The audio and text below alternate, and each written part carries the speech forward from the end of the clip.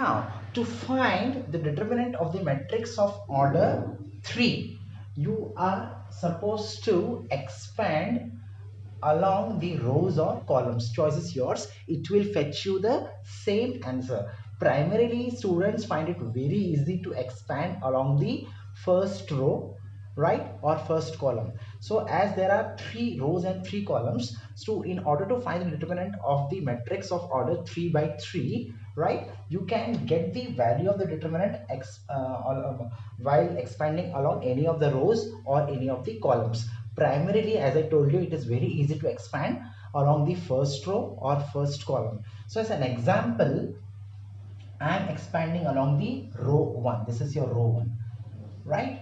So how to find the value of the determinant of a 3 by 3 matrix? So look at the formula. This -1 you will find everywhere, okay? And this -1, as you can see, will come everywhere, right?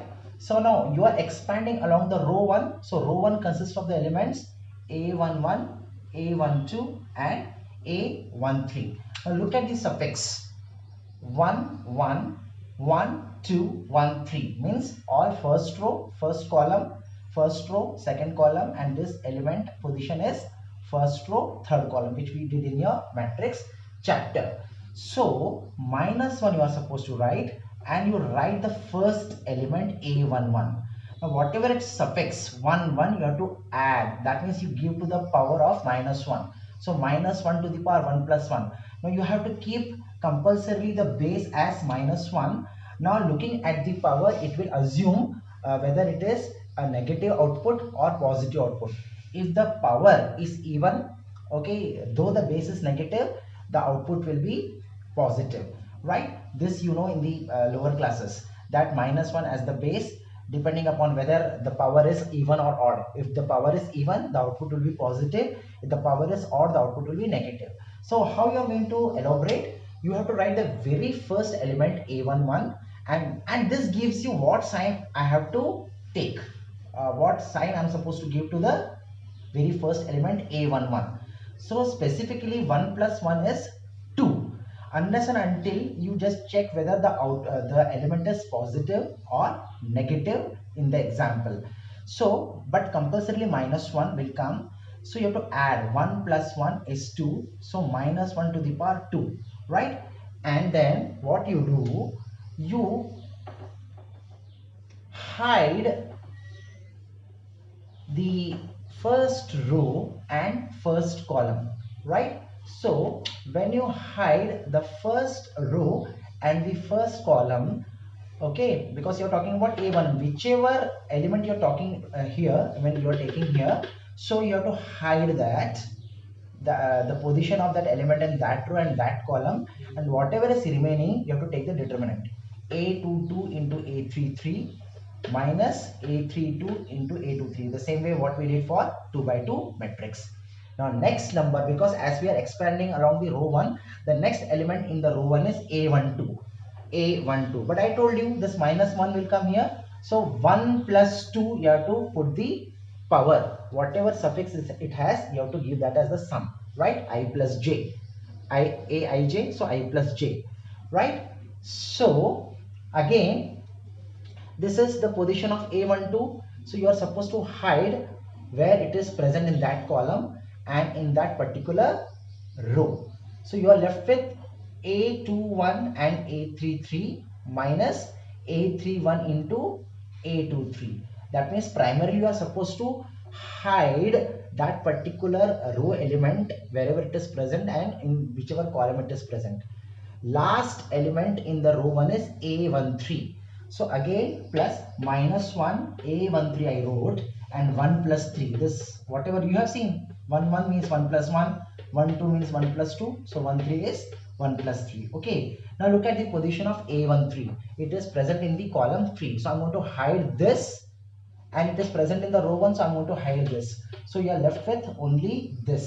Okay, so this into this minus this into this will come. So this is how we find the matrix of order 3 by 3 expanding along row 1. You can expand along the column 1 also in the same way. Okay, that means first a11 will come with the suffix, then plus minus 1 raised to the a to the power 2 plus 1 will come.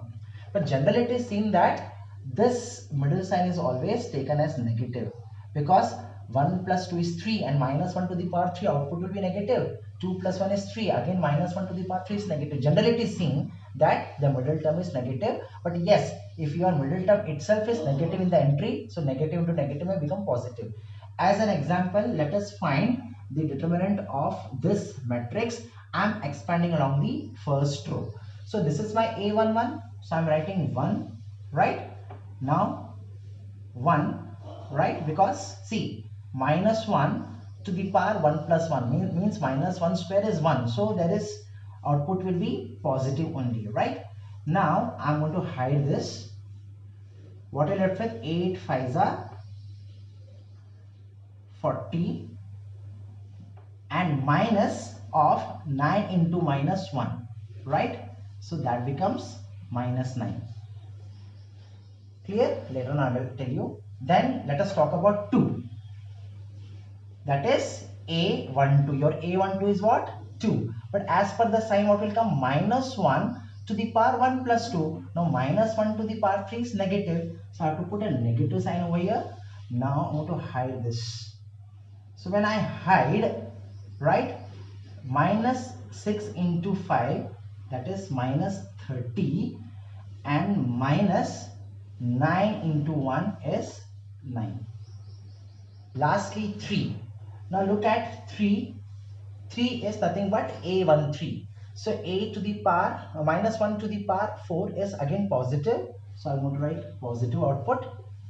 Now 3, look at 3. Where is 3 position here? So I'm going to hide this, that column and that row. So minus 6 into minus 1, this way I'm going to go. That becomes plus 6, and minus 8 into 1 is minus 8. So my final answer is 40 plus 9, 49 into 1 is 49. Minus 30 minus 9 is minus 39, and minus 39 into minus 2 is nothing but 78. That you can check it out. 9 2s are 18, 3 2s are 6, 78. And 6 minus 8 is minus 2. Minus 2 into 3 is minus 6. Okay. So this way you can get the answer. 8 minus 6 is 72. Right?